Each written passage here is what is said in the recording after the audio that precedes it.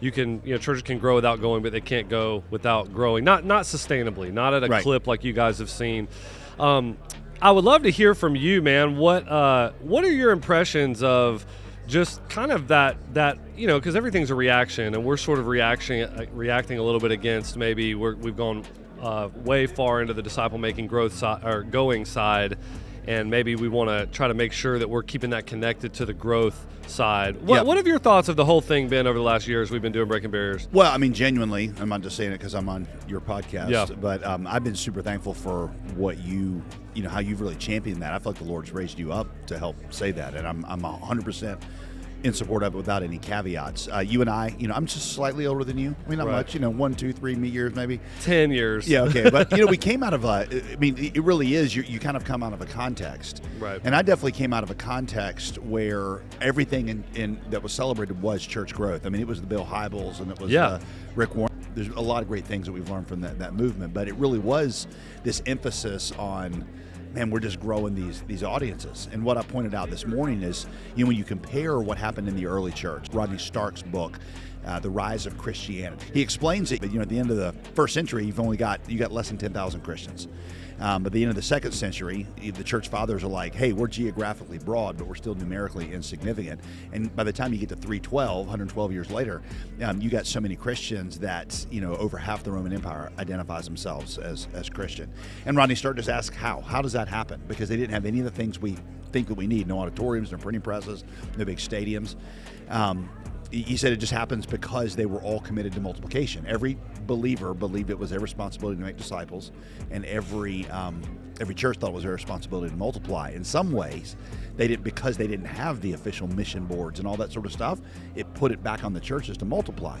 And I compare that to what's happening really in the last 100 years of our church, culture in America, where you've had the biggest auditoriums and the biggest audiences, bigger than the apostles would have ever dreamed of. And I'm in support of that. But during that 100 years, the percentage of Americans that are in church every weekend has gone down, not up. Yeah. And it just shows you that kind of like big, kind of expansive thing without the accompanying commitment to multiple leaders. It's inflating and more than it is the one thing that God says is going to be the key for the multiplication. So, all that to say is, I love the fact that you are putting the emphasis on this syllable now, because I think it's something that really has gotten out of balance. So, this is Breaking Barriers, where we help pastors and churches grow so that they can go.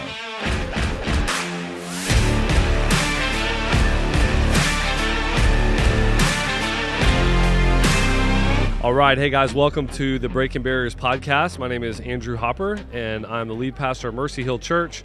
Have the opportunity today to be on site at the Pastors Conference in North Carolina with one of our awesome speakers that just came off the stage, Pastor JD Greear. JD, thanks for being with us, man. Yeah, the Pastors Conference that you were running and doing a great job with. Thanks, man. So our Pastors Conference theme, has kind of like gone piggyback off of our Breaking Barriers idea, right? Yeah. So it's about growing churches, or can be going churches, and you can't have one without the other. We always say churches can grow without going, but they can't go without growing. Not sustainably, not at a clip like you guys have seen. I would love to hear from you, man. What are your impressions of just kind of that because everything's a reaction, and we're sort of reacting a little bit against maybe we've gone way far into the disciple-making growth side or going side, and maybe we want to try to make sure that we're keeping that connected to the growth side. What have your thoughts of the whole thing been over the last year as we've been doing Breaking Barriers? Well, I mean, genuinely, I'm not just saying it because I'm on your podcast, but I've been super thankful for what how you've really championed that. I feel like the Lord's raised you up to help say that, and I'm 100% in support of it without any caveats. You and I, I'm just slightly older than you. I mean, not much, 1, 2, 3 years maybe. 10 years. Yeah, okay. But, we came out of it really is, you kind of come out of a context. Right. And I definitely came out of a context where everything in that was celebrated was church growth. I mean, it was the Bill Hybels and it was Rick Warren. And Rick, there's a lot of great things that we've learned from that movement, but it really was this emphasis on, man, we're just growing these audiences. And what I pointed out this morning is, when you compare what happened in the early church, Rodney Stark's book, The Rise of Christianity is where this comes from. He explains it, I'll make it real quick, but at the end of the first century, you got less than 10,000 Christians. But at the end of the second century, the church fathers are like, hey, we're geographically broad, but we're still numerically insignificant. And by the time you get to 112 years later, you got so many Christians that, over half the Roman Empire identifies themselves as Christian. And Rodney Stark just asked how? How does that happen? Because they didn't have any of the things we think that we need. No auditoriums, no printing presses, no big stadiums. He said it just happens because they were all committed to multiplication. Every believer believed it was their responsibility to make disciples, and every church thought it was their responsibility to multiply. In some ways, because they didn't have the official mission boards and all that sort of stuff, it put it back on the churches to multiply. And I compare that to what's happening really in the last 100 years of our church, culture in America, where you've had the biggest auditoriums and the biggest audiences, bigger than the apostles would have ever dreamed of. And I'm in support of that, but during that 100 years, the percentage of Americans that are in church every weekend has gone down, not up. Yeah. And it just shows you that kind of like big, kind of expansive thing without the accompanying commitment to multiple leaders. It's inflating and more than it is the one thing that God says is going to be the key, for the multiplication. So, all that to say is, I love the fact that you are putting the emphasis on this syllable now, because I think it's something that really has gotten out of balance. So, but it's coming out of a context where it was out of balance before. I mean, so it's from what you're saying, right? Yeah. Like my whole ministry life, 10 years later, has been kind of steeped in where the growth is sort of assumed, and we need to get people talking about multiplying and going. You are exactly. And so then, But now yours, because now what's really popular is let's talk about why growth is, it means that you're compromising. Right. Dean said it today. It's like, let's just act like if somebody's baptizing a lot, that automatically means they must not be. Yeah. They must not be counted. Right. And I look at like the early church, Acts 2, when 3,000 people get saved in a day. I'm sure that created some chaos in the church. Absolutely. And some people slipped in there that maybe, shouldn't have been baptized. But there really are. I mean, a lot of things we treat as contradictions or as enemies. What God wants, what God sees as friends. Yeah. One of the things that I've really tried to work with our staff on is that, if we don't want to grow deep or wide as if those are contradictions. Right. Because if you try to grow wide without growing that deep, you're not really growing that wide, because heaven counts disciples, not converts. But if you try to grow deep without growing wide, then you're not really growing that deep, because depth in the gospel is going to lead to width in evangelism every time. Right. Spurgeon's a great example for us, because here's a guy that, obviously he's everybody's favorite deep preacher, very, doctrinally sound. But he said, I would rather bring one sinner to faith in Jesus Christ than unpack all the divine mysteries of the Word. Right. And his whole thing is we've got to do it in order to, to reach people. So, where we are in the conversation, I mean, we always got to be careful overreacting. Yeah. To use Rodney Stark again, he said, when you look at it, it really, what happened in the early church was pretty simple math. It's like the compound interest principle. Yeah. I mean, I'm not taking away the supernatural, wind of the Holy Spirit in it. He said, but when people multiply, it just works a whole lot faster than addition. So I love how you say it. You say, in order to be able to go, we've got to grow, but you should never grow. You can grow without going. Yeah, you can. And either one of those is going to lead you to a bad place. Yeah, exactly, man. So I would tell you, I think it's good you're on the podcast, because I know you listen to every one of our podcasts, every minute of the whole thing. I know that. So you've already heard all this before. But no, in all seriousness, I mean, we refer to our time at the summit all the time, man, because I feel like you guys, the culture that you created, that I was fortunate enough to fall into and be equipped by, was it really is I mean, it's both all the time, right? And one of the things I think is so cool about the summit is, Pastor Bobby always goes back to this, is, if you're in that high discipleship, high going. I put those things together in terms of just mobilizing the individual believer to go out. Some of the stuff that the summit does, you might think is the smoke machines, the huge Easter service or whatever. Right. And you want to put you guys in a box. And at the same time, your church is one of the most high challenge environments that there is in terms of calling people to go to the hardest places. And I just think that's, you don't have to choose, you know? And you have a whole talk you do on this about balance. I mean, what are some other things that are that way that people want to choose and you have to say, no, you got to hold those things together. They're you're setting them up like enemies, but they're friends. Yeah. So, before I give you a couple others, Yeah. let me just get, one of the things, in addition to challenging people to go to hard mission things, we really want to take membership and church discipline, that stuff seriously. And those are all things that tend to go with, people think like, well, that's one kind of church versus the kind that reaches people. And I don't know, it's just, it's easy to get on podcast if you go to one extreme or the other. Balance is sometimes boring with people, but it really is. It makes for a healthier church. You and I are two pastors talking about this. Our messages, I really do see them as really complementary. Yeah. And you've actually helped me sharpen the message that I'm giving, because to say, I'm always speaking out of the context of a church that has 14,000 people on the weekend. Right. And because of that, I tend to say, well, let me just make sure people understand it's not all about that. Like, here's why doctrine matters and membership matters and church discipline and all that kind of stuff. And I think, just in doing that, you correctly have pointed out on this podcast, which I listen to every day through tears. That's right. That's exactly right. I knew that.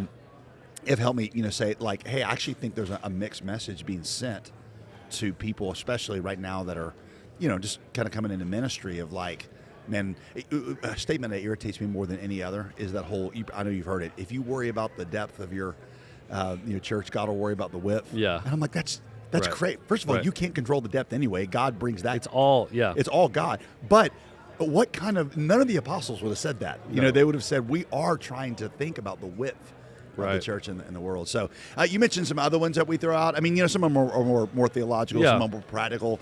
One I always think about is like the whole, should your church service be really Pentecostal free kind of thing? Like, let's move in the Spirit, or should it be more liturgical where the prayers are and the things are being given to you? So there's a lot of script, which is, and the answer is it's got to be both of them.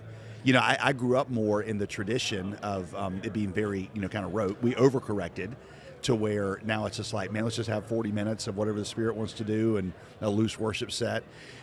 Now we're seeing that a lot of people recognize, hey, a worship pastor asking a body of people, how do you feel right now, and where does your heart want to go? That's not what I come to church for. I come to church because I feel like a depraved sinner who desperately needs grace, and I need grace spoken to me in the, sometimes they're written prayers and old creeds or verses and that kind of stuff. So I think that's a balance that we try to hold.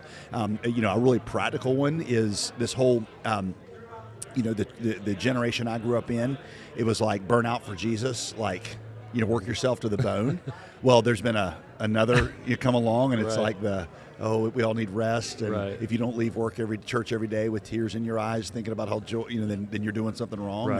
And you're like, really, both those things are there. There's I want to get to heaven, and when Jesus wipes a tear from my eye, I want him to wipe some sweat from my brow. I want to work hard, but I also realize that God made me as a dependent creature, and that means I need rhythms and rest. And so those are other things that it's just so easy to go into extreme sell books. Extremes get you invited to things, but extremes don't lead. They don't produce healthy, sustainable churches. Well, I appreciate that so much, and that's what I want to keep trying to do, is not, because I feel like I'm reacting to a culture where I just want to go all in on growth, right? But I'm just trying to fight very hard to keep those two things together, growing and going. All right, so let's get into your talk a little bit. This is kind of the value add section here for people that weren't able to come, because the summit is wanting to become one of the most multiplying movement in America, and I love that. I've always been drawn to big dream, big vision from the summit, and I think we put lids on things that don't need to be there. So you got no problem just saying it out loud. There's going to be critics of that, but you got no problem saying it.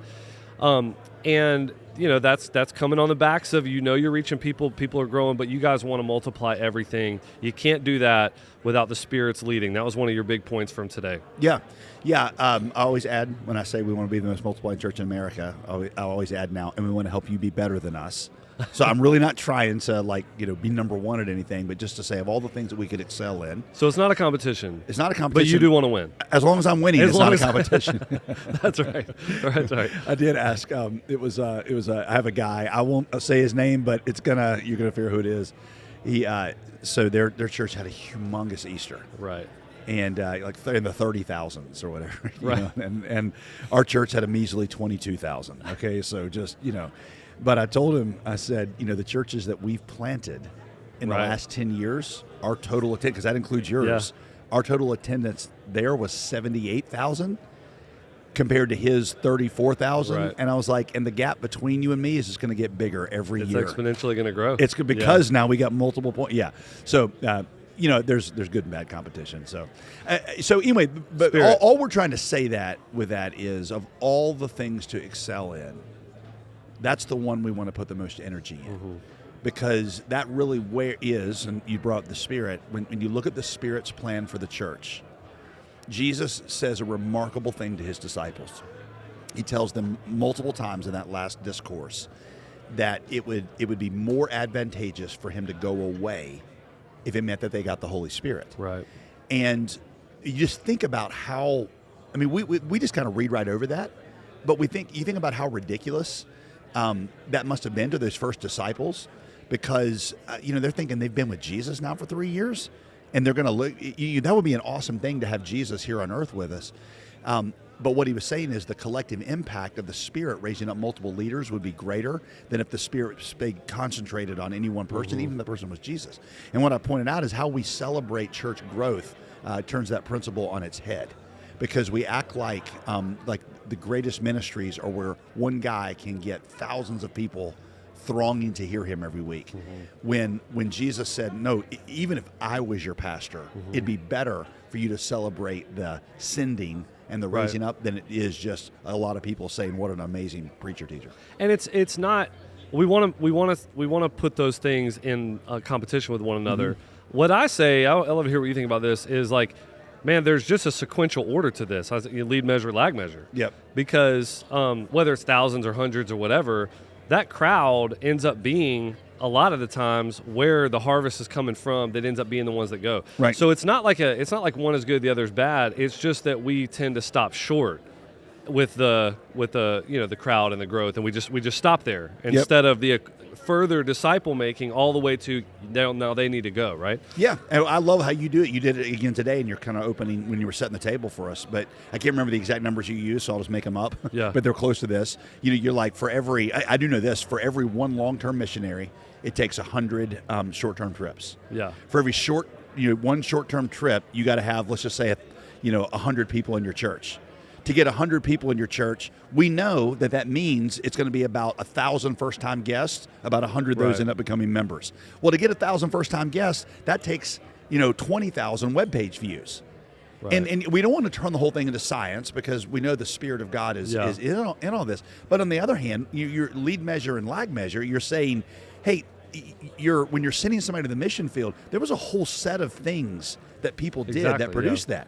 And it's just as wrong to take the Spirit out of the last thing as it would be to take it out of the first thing. Meaning, the Spirit's the one who calls somebody to long-term missions. The Spirit's also the one that enables you to have a website that encounters people, that draws them in. That's the Spirit of God first working in them. And so our work and God's work are simultaneous the entire time. Yeah. And we've got to do all of them and not try to say, well, that's fleshly because you're trying to get web views, as opposed to this is spiritual, trying to get missionaries. That's exactly what we do, though. I mean, I experienced this whenever we have a 2032 vision at Mercy Hill, 5,000 baptisms, 500 missionaries. We say missionary 2 years or more, just like you guys, with the exception of if a student goes on a gap year, we're going to count that too. So it's a baptized believer that goes out for 2 years or more. And we've just done that to kind of hold those things together, 5,000 baptisms, 500 missionaries, because that's what our ratio has sort of been.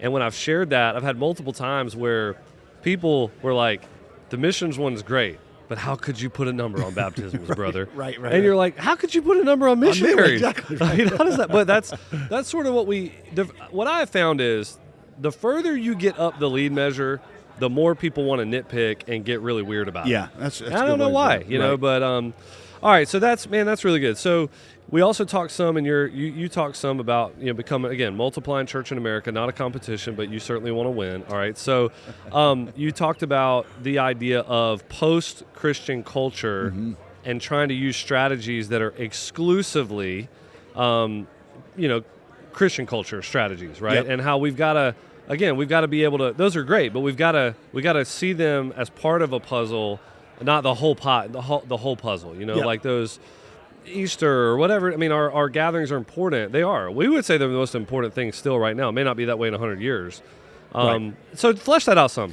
Yeah. So the idea behind it is that there's a growing number of people in America who are not going to casually just saunter their way into church, because it's just a totally different world. And I compare it to when I was overseas. I lived in a Muslim unreached people group, and there were mosques all around and I never even considered going, Andrew. I wouldn't have gone if I were sad or lonely. I wouldn't have gone if the imam was really funny. I wouldn't have gone if they'd had Disney-esque, why would I go to a mosque? I would never think I'm sad, need to go to a mosque. And so it didn't matter how good his sermons were, I weren't going to hear those sermons. In America, increasingly, you got 28% of the people that identify as nuns, N-O-N-E-S. Great Britain, which is much farther along than we are, I quoted this stat that 70% say they don't anticipate ever going into a church other than a museum. They just don't ever think they will take them into a church. And so that means if you're really going to engage them with the gospel, it means you really do have to equip your people to carry the gospel to them. Now, sometimes when I hear people talk about this, and maybe I sound like this sometimes, it's almost like people assume we're already in wherever Great Britain is or even beyond that. And I'm like, no. I mean, the most evangelistic thing that we do right now that nets the most conversions and baptism is the weekend message. And people are still, we still have people stream in on Easter, and even when we tell people it's going to be a Sunday to invite people, we still have these. I pointed out to you, we baptized our 10,000th person a few weeks ago, and you said correctly, I bet you 95% of those came through listening to a sermon, and I think you're probably correct. I also tell another story where in the message about a group that is very kind of, they're not going to probably come to our church, but a guy started a little Bible study at his gym, and through those relationships has brought him to Christ.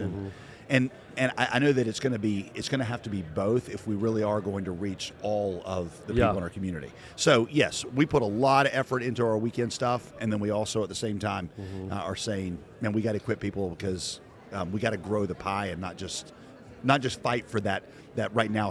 What is it? Let me do my math real quick. 72% who would still be open to going to church. Yeah, I do think my mind. I just have a little bit of a. You can just react to this. It feels to me like what I see to be true in our culture right now. And I know you lived in Indonesia. I'm not talking about that. I'm talking about where we are. It just seems like what I read in the book of Acts is actually kind of mirroring what we're seeing now. What I mean by that is, are there one-on-one evangelistic encounters? Philippian jailer, you see Jesus' woman at the well, or in the book of Acts, you see the slave girl, things like that. Yeah, absolutely. But you already mentioned on this podcast, you got 3,000 coming to the sermon, coming to faith under Peter's sermon, or you got 5,000 here or whatever. It seems like most of the people, I'm not talking about on a weekend service, but it still was the preaching of the word. That unlocked the heart that God breathed on. And we see that today too. Most people that come to Christ, they do so when there's some kind of, there's a crowd and there's a message. Even your CrossFit gym illustration you mentioned, that's still not just one-on-one over coffee over 2 years. Right. There's a group dynamic to that. And I'm not saying it's got to be a church with 1,000 people. There might be 20 people. Yep. But there's somebody proclaiming, there's some group I don't know. What do you think about that? You just did two different things there. Okay, so the 3,000 and 5,000 in Acts 2 and 4, that is a very Jewish audience. That was almost like a pre-Christian, very religious. You don't see anywhere in like Philippi and Acts 16 them gathering groups of 3,000 and 5,000 to do that. That really is a lot more one-on-one or one-on small group type of thing. I wouldn't say one-on-one. I would say one on group. Well, Lydia was one-on-one. Slave Girl was one-on-one. Philippian Jailer was one-on-one. All three people that got there were one-on-one. No, Lydia, I just preached on this. Lydia is with a group of people. Paul comes just like he would go to a synagogue, and he sits down by the river in Philippi because there's no synagogue, and he opens the word of God to them. Well, so it's you're right. You're totally right. It's not 3,000. Right. But it is an environment where there's a group and somebody seems to be proclaiming. It's not like 2 years of relationship why wouldn't one-on-one. you say that they were proclaiming one-on-one? That's also proclaiming. Well, every time someone proclaims in Acts, it happens within 30 seconds. It's not a 3-year relationship that I'm trying to win you over to do this. But like Acts and there's a group. Acts 8 Ethiopian Union, that's one-on-one. Yeah, it is, totally. And I mentioned he's that. proclaiming. Yeah, he's proclaiming. So I wouldn't try to draw a distinction there. So but most people that are sitting with someone doing one-on-one evangelism would separate that majorly from like a teaching. See, I don't know if what I experienced the other night at this Bible study was more similar to what I do on Sunday or what somebody does one-on-one. You think it's some kind of way in the middle? But a little bit more toward the one-on-one, because it's like this. What do you Right. guys think about that? It was. I mean, he had a plan, but it was very engaging. To use the Lydia thing, what Paul did, which is interesting, is when he goes to these cities, he always headed to the Jewish synagogue. Right. So he headed back for that kind of and then he knew that when they came to Christ, then they would bring the other people to faith in Christ. So I think for me, I go into a city. Let's say, what's the most secular city in the United States? Seattle, or maybe. So you go out there. What if we were starting there? I would go to the place of prayer, the Lydia's place of prayer. That's going to be where a lot of Christians are. I'm going to gather them, and I'm going to say, your lost friends need to hear about Jesus. Yeah. Now, some of them they're just going to bring to hear me, and that's great. I think in a place like Seattle, you know, a lot of people say, I don't know. I mean, like church, that feels weird. Is that are they maybe a Republican? You know, all this kind of stuff. And they'll probably do the Bible study, you know, there, that kind of. Yeah. And that is, I think, that kind of balance of if you got people that are doing all the Bill Hybels, let's just make the most amazing entertaining hour for an hour. Yeah, that's probably not going to work. But it's also, you're right. It's just, you know, I love how Leslie Newbigin, who literally coined the word missional, says this. He said, in Acts, evangelism is a group of people gathering around a group of Christians to say what is happening among you people, and somebody standing up to explain it. Yeah. Which is a kind of a proclamation. He literally coined the word missional. Yeah, I love that. Is saying that a lot of Acts evangelism is attractional. Yeah. I don't disagree with that at all. I mean, I think that what we do many times, I think, is we champion. When I say the one-on-one, I really think that most evangelism trainings and things like that I have been to, they really are. When I say one-on-one, that's what I mean. Like they're trying to get at, man, you have one friend over time. You know, then you end up in a 3 circles conversation with them or a bridge diagram, which is great, right? Yeah. That's awesome. Yeah. It's just not how the vast majority of people in our culture come to Christ. And I think it's not the way that the vast majority of people in the book of Acts came to Christ. Yeah, and so let me jump to the mission field. Yeah. Like, you know, so if you go to the mission field, to the place where I was, if I started a church with Christians, because there are like people from different people groups that are Christians, if I started that and I were preaching there every week, the people that I was there to reach, the Muslims, they probably wouldn't come into that church unless it was just after a long time of building a relationship. However, it's not just one-on-one. That's not the mission strategy they tell you to do. They always say it's easier to group people and win them than it is to win them and group them. So what I would do is start an out-of-church Bible study where we're going to look through the Old Testament prophets and see. So there you've got that kind of hybrid that's neither the one-on-one conversation on the plane next to the guy, but it's also not the classic in-church preaching type thing. Right. And I don't know if you want to call it a hybrid or whatever. I look at it a little bit more because it's outside the church. Yeah. I look at it a little bit more in the category of the one-on-one. You're thinking it's a little bit more of a, you know, and the answer is it's going to be it's yes. And I think it's a good point on this podcast because I think that we just lean on the weekend service because we're like, well, that's already built in. And you know there's going to be hundreds of lost people that are coming in. But the absolute truth is, like this past week, I had a chance to go preach at for Reynolds in Winston. It was like a workplace. They've started this thing. And I'm like, that feels very much Book of Acts. You know, you're in but it's still a proclaiming environment. There's people there, but it's outside the church. The first time I ever heard that was actually heard a guy talk about that was actually a guy y'all brought in way back at the summit. I think his name was Paul Warsher, older guy. Yeah, he was doing preaching points. That's what he was doing. He was saying, man, so he goes in and forms groups in neighborhoods, on ball teams, all that kind of stuff. But the express purpose is what you said with New Begin, missional. It was lost people come in, but we're still going to proclaim. Right. It doesn't look like a church service, right. but it is going to be a proclamation. Yeah, so I think here, I think Acts 16, there really is something. I think that's a good model for us that kind of covers all the bases. Because you got 3 people that basically come to faith in Christ there. You got Lydia. Lydia comes to Christ through one of Paul's, let's just think of it as small group Bible study. Yep. It's outside of church, but he said he went to the place of prayer, and she was already a religious-y person. Right, she was a seeker. Right? Okay, and so that's, and I think you're correct. You would say that's you group more than, but it's outside of church. The second one is you got this servant girl who we assume becomes a believer, because she gets delivered. She's never come into one of those Bible studies. Right. And she's definitely not coming to church. She's literally a slave.